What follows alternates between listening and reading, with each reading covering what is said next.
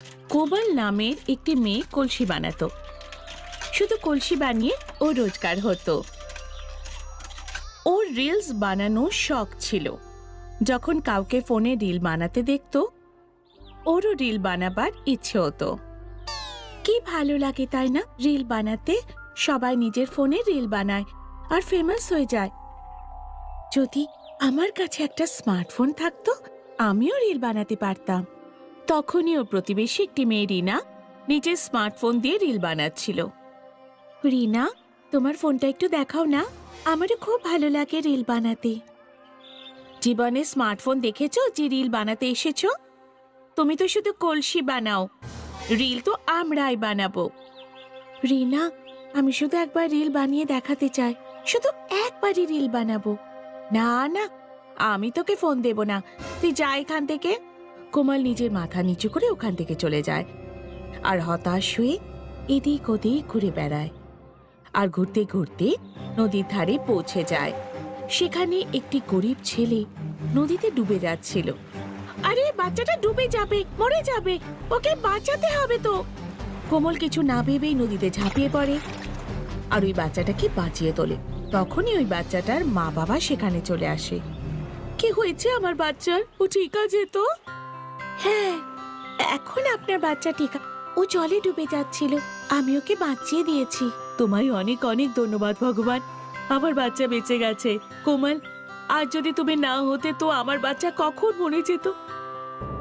তোমার জন্যই আজ আমার বাচ্চা বেঁচে আছে। তুমি আমার বাচ্চার প্রাণ বাঁচিয়েছো। আমি তোমার দয়া কোনোদিন ভুলবো না।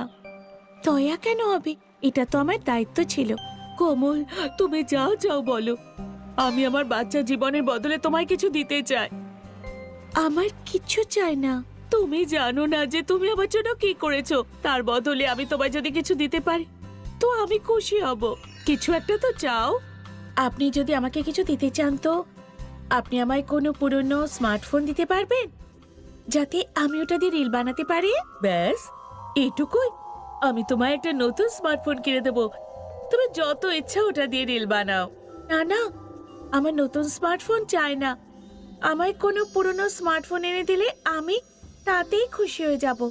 ঠিক আছে কোমল, আমি তোমায় পুরনো ফোন দেব। আমার ঘরে একটা এক্সট্রা ফোন আছে। আমার ভালো লাগলো যে তোমার কাছে অনেক কিছু চাওয়ার সুযোগ থাকা সত্ত্বেও তুমি শুধুমাত্র একটা স্মার্টফোন চাইলে, তাও আবার পুরনো। তুমি অনেক দামি ফোনও তো চাইতে পারতে। বাচ্চাটার মা কোমলকে একটা পুরনো স্মার্টফোন দেয় আর কোমল খুশি হয়। ওটা দিয়ে ছোট ছোট রিল বানাতে শুরু করে। ও যখন নিজের ভিডিও পোস্ট করে ও অনেক লাইক পায় আর সবাই ওর ভিডিও পছন্দ করে।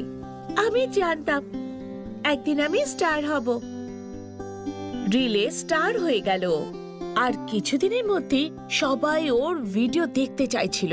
ওই ভিডিওর জন্য কোমল অনেক টাকা রোজগার করলো আর এখন ওই টাকা দিয়ে নিজের সংসার চালায়। আর সংসার চালাবার সঙ্গে সঙ্গে ও গরিবদের সাহায্য করে। ও অনেক অনাথ আশ্রম, বৃদ্ধাশ্রমও খুলল। এই খবর ওর প্রতিবেশী রিনাও জানতে পেরে গেল। এ তো কিছুদিনের মধ্যে রিলে স্টার হয়ে গেল। আজকাল সবাই কোমলের ভিডিও দেখতে চায়। ওর তো ভাগ্যটাই খুলে গেল। রিনা কোমলের সঙ্গে কথা বলতে চায়, কিন্তু কোমলের নিজের উন্নতিতে অহংকার হয়ে যায় আর ও রিনার সাথে কথা বলে না।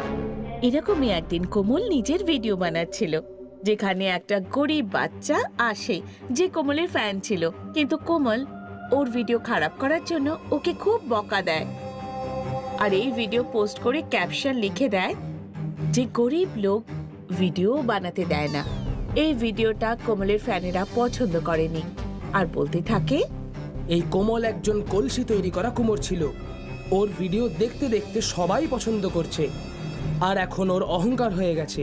ওর আবার ওর জায়গায় ফিরে যাওয়া উচিত, ও সেটারই যোগ্য। দর্শকরা ওর ভিডিওতে লাইক কমেন্ট করা বন্ধ করলো। এটা তখনও বুঝতে পারলো যখন ও একটা রিল বানালো আর একটাও লাইক বা কমেন্ট এলো না। আরে এটা কি? আমার ভিডিওতে তো একটাও লাইক বা কমেন্ট এলো না। এটা কিভাবে হলো? সবাই তো আমাকে এত পছন্দ করতো, এত ফ্যান ছিল আমার, এখন আমায় কেউ পছন্দ করে না। আসল কারণটা কি?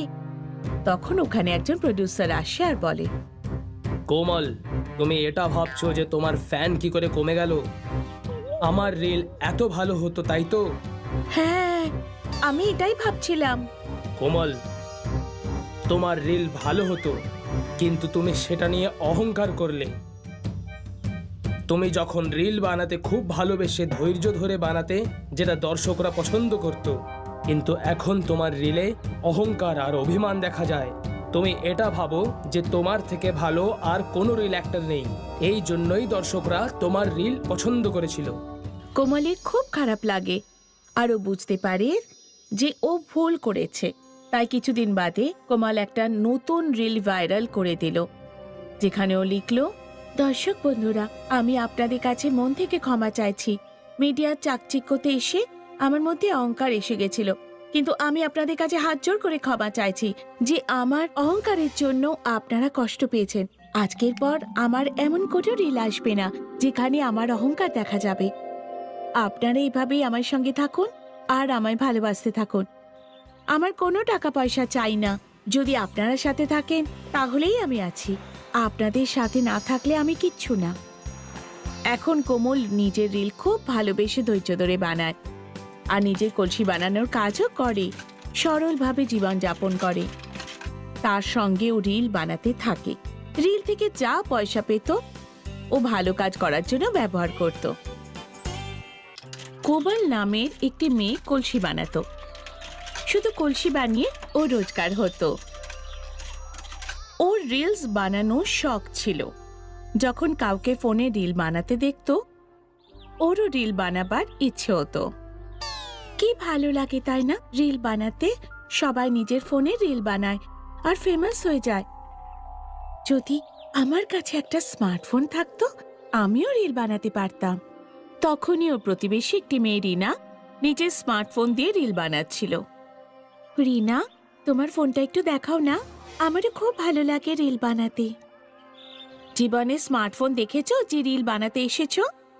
তুমি তো শুধু কলসি বানাও, রিল তো আমরাই বানাবো। রিনা, শুধু একবার রিল বানিয়ে দেখাতে চাই, শুধু